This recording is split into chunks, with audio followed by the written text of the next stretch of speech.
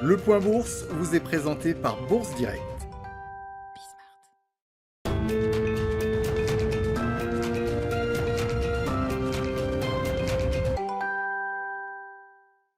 Clôture dans le vert ce soir pour le CAC 40, l'indice parisien qui continue sur sa lancée et gagne 0,36% à 6184 points. Les investisseurs n'auront finalement que peu réagi à la statistique pourtant attendue depuis 2 jours, à savoir l'inflation au mois de mars aux États-Unis. Celle-ci progresse légèrement plus que prévu, elle croît de 0,6% contre 0,5% attendu sur un mois et de 2,6% sur un an contre 2,5% attendu. Une très légère accélération qui aurait pu avoir pour effet de raviver les craintes des investisseurs d'habitude sensibles aux poussées inflationnistes. Mais en France comme en Allemagne ou même aux États-Unis à l'heure de la clôture parisienne, la tendance est au mieux en légère hausse et au pire proche de l'équilibre. Les rendements obligataires se détendent également. Le taux à 10 ans américain qui était monté à 1,68% avant 14h30 heure de la publication de l'inflation est revenu depuis sur les 1,66% auxquels les investisseurs sont habitués depuis plusieurs jours.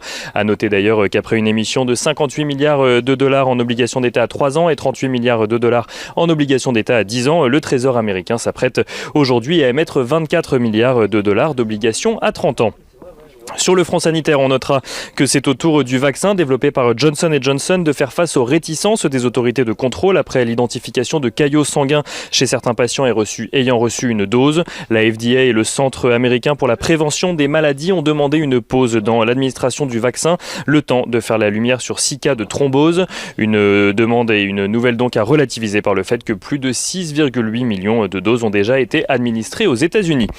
Du côté des statistiques à présent à suivre aujourd'hui, les investisseurs ont pu découvrir ce matin l'indice ZOO de la confiance des investisseurs allemands en ce qui concerne les perspectives économiques au mois d'avril. Celle-ci ressort à 70,7 points donc au mois d'avril, soit moins élevé que les 76,6 points au mois de mars, mais surtout beaucoup moins élevé que les attentes des analystes qui en attendaient par exemple 79 points selon Reuters.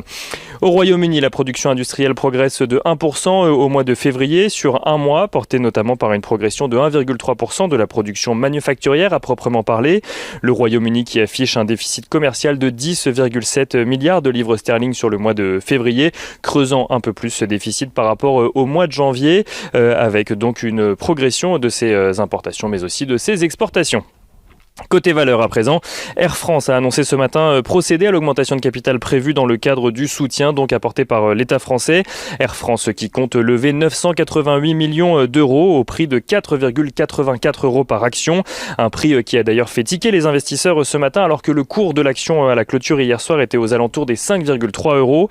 Air France qui annonce également renforcer ses liens avec son partenaire China Eastern Airlines sur des sujets commerciaux mais aussi non commerciaux. China Eastern Airlines qui participera d'ailleurs à l'augmentation de capital.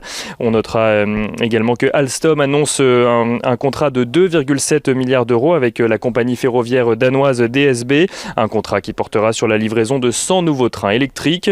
Et enfin, en ce qui concerne le rapprochement prévu entre Veolia et Suez, Antoine Frérot a annoncé ce matin que la fin de l'OPA devrait vraisemblablement avoir lieu à l'automne. Antoine Frérot, donc le PDG de Veolia. Et dans le dossier toujours, on notera que Cleanway West Management, le groupe australien à qui Suez devait céder ses activités dans le pays, a fait savoir qu'à la suite de l'accord entre Veolia et Suez, il rachèterait tout de même certains actifs de Suez en Australie pour un montant estimé à 380 millions de dollars.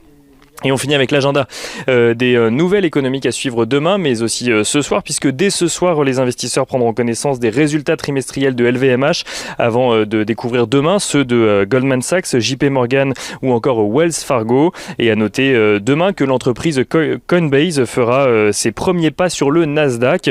L'entreprise est valorisée pour le moment entre 70 et 100 milliards de dollars, ce qui en ferait la plus grosse IPO depuis celle de Facebook sur le Nasdaq également.